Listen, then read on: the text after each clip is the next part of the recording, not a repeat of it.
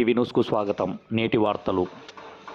కర్నూలు జిల్లా ఎమ్మిగనూర్ స్థానిక weavers colony మైదానంలో ఏర్పాటు చేసిన చేనేతల బాంధవ్యుల ఆత్మీయ సమ్మేళనం కార్యక్రమానికి ముఖ్య అతిథులుగా ఎమ్మిగనూర్ సమన్వయకర్త ఎమ్మెల్యే అభ్యర్థి శ్రీమతి బుట్టారేణుక హాజరయ్యారు. ఈ సందర్భంగా ఆమె మాట్లాడుతూ ఎమ్మిగనూర్ పితామహుడు పద్మశ్రీ మాచాని సోమప్ప ఎమ్మిగనూర్ పట్టణానికి అందించిన సేవలు చిరస్మరణీయమని కొనియాడారు. ఎన్టీవీ న్యూస్తో రిపోర్టర్ ఇస్మాయిల్. తాతగారు చేసిన ఆ కార్యక్రమాలు ఆ తరువాత అవి అలాగే నిలిచిపోయాయి. ఇప్పటికీ మనం తాతగారిని గుర్తు చేసుకుంటాం. ఆ తర్వాత ఎవరు కూడా అటువంటి కార్యక్రమాలు చేయలేదు. ఆయన చేసిన లెదర్ ఇండస్ట్రీ కానివ్వండి, లేకపోతే స్పిన్నింగ్ మిల్స్ కానివ్వండి, కోఆపరేటివ్ బ్యాంక్స్ కానివ్వండి, మిల్క్ ఇండస్ట్రీస్ కానివ్వండి, ఇలా ఒకటి కాదు రెండు కాదు, ట్రాన్స్పోర్ట్ కానివ్వండి, ఇలా దేశం మొత్తం మీద ప్రతి ఒక్క ప్రాంతంలో ఏదో ఒక వ్యవస్థని ఆయన స్థాపించి మనందరికీ కూడా చేనేతలకు మనందరికీ ఒక మంచి గౌరవాన్ని ఇచ్చారు. ఇప్పటికీ కూడా ఈ రోజుకి కూడా మనం పద్మశ్రీ మాచాని సోమప్ప గారు మన ఎమ్మిగనూరు తాత అని చెప్పుకునే దానికి ఎంతో గర్వంగా ప్రతి ఒక్క చేనేత ముందుకు వస్తున్నారు.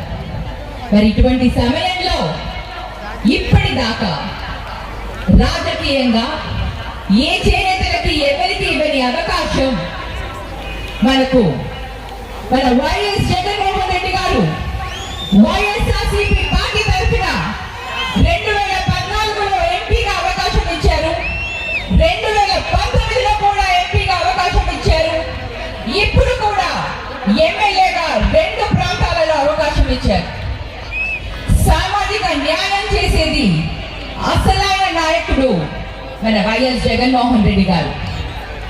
బీసీ నినాదం తీసుకొచ్చింది ఎన్టీ రామారావు గారు అయినా కూడా ఎన్టీ రామారావు గారి తర్వాత మరి ఆ బీసీ నినాదాన్ని కంప్లీట్ గా దాన్ని భూస్థాపితం చేశారు ఆ పార్టీ నాయకులు.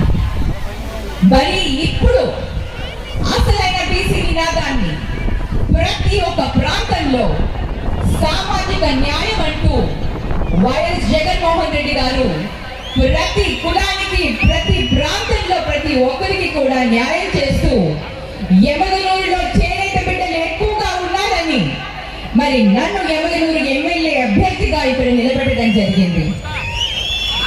మన జగన్మోహన్ రెడ్డి గారు రెడ్డి అయినా కూడా రెడ్డిలకే కాదు ప్రతి ఒక్క కులానికి ప్రతి ఒక్కరికి కూడా రాజ్యాధికారం ఉండాలి, వారికి సమానమైన న్యాయం జరగాలి, వాళ్ళ కష్ట సుఖాలని అసెంబ్లీ కానీ పార్లమెంట్ లో కానీ వాళ్ళు వినిపించగలగాలి వాళ్ళ గొంతు అని ఈ రోజు మనకి అవకాశం ఇవ్వడం జరిగింది. మరి ముఖ్యంగా ఎమ్మిగనూరులో ఉన్న ప్రాంతంలో ఉన్న కష్టాలు ఎంత కంప్లీట్ ఒక కుటుంబం మొత్తం కష్టపడితే కానీ కూలీ సరిపోని కూలీలతో ఎంతో కష్టంగా ఈ రోజు గడుస్తుంటే వారందరికీ కూడా నేతన్న నేస్తమని 24,000తో అన్న ఈరోజు సహాయం అందిస్తున్నాడు. మరి ఈరోజు మనం నేసే ప్రతి వస్త్రానికి మార్కెటింగ్ కావాలి, మనకు టెక్స్టైల్ పార్క్ రావాలి, మన చేనేతలకు ఈరోజు ఒక గౌరవం దక్కాలి. మరి అంతేకాకుండా ప్రతి చేనేత బిడ్డకు ఈరోజు చదువుకునేందుకు కానివ్వండి, హైయర్ ఎడ్యుకేషన్ కి పోయే విద్యా రంగంలో కానివ్వండి, ఈ ఉద్యోగాలలో కానివ్వండి, ప్రతి ఒక్క దగ్గర కూడా ప్రాధాన్యత అనేది దక్కాలి. ఇది మన హక్కు. మన హక్కుని మనం వినిపించగలగాలి అంటే మనం అసెంబ్లీలోకి వెళ్ళాలి. అసెంబ్లీలో ఎప్పుడైతే మనం మాట్లాడతామో అది రికార్డ్ అవుతుంది, అది సైంటిఫిక్ గా రికార్డ్ అవుతుంది.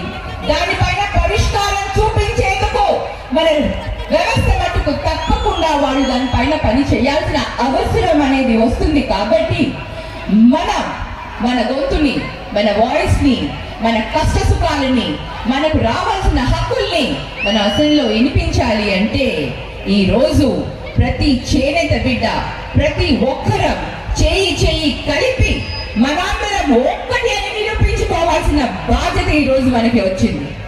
అవకాశం రాని రోజుల్లో మనం బాధపడ్డాం. చేనేతలకి ఎవరికి అవకాశం ఇవ్వట్లేదు అని మరి బాధపడ్డాం.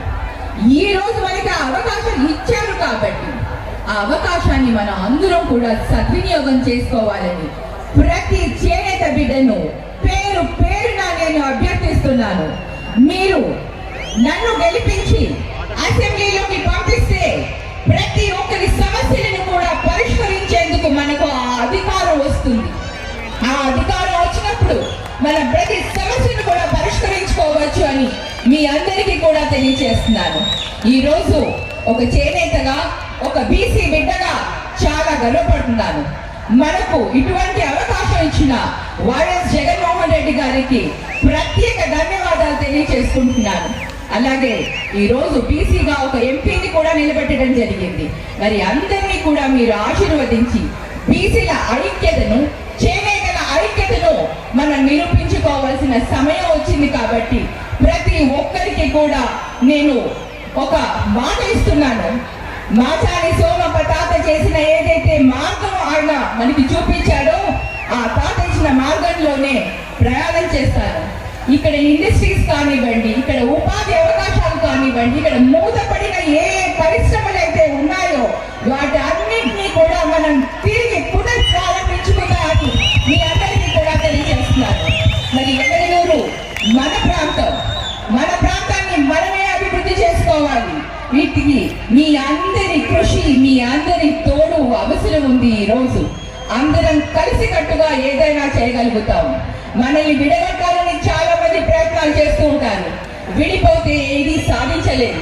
కలిసికట్టుగా ఉంటేనే మనం ఏదైనా సాధిస్తామో అది ఒక్కటి మనసులో గుర్తుపెట్టుకొని మీ అందరూ కూడా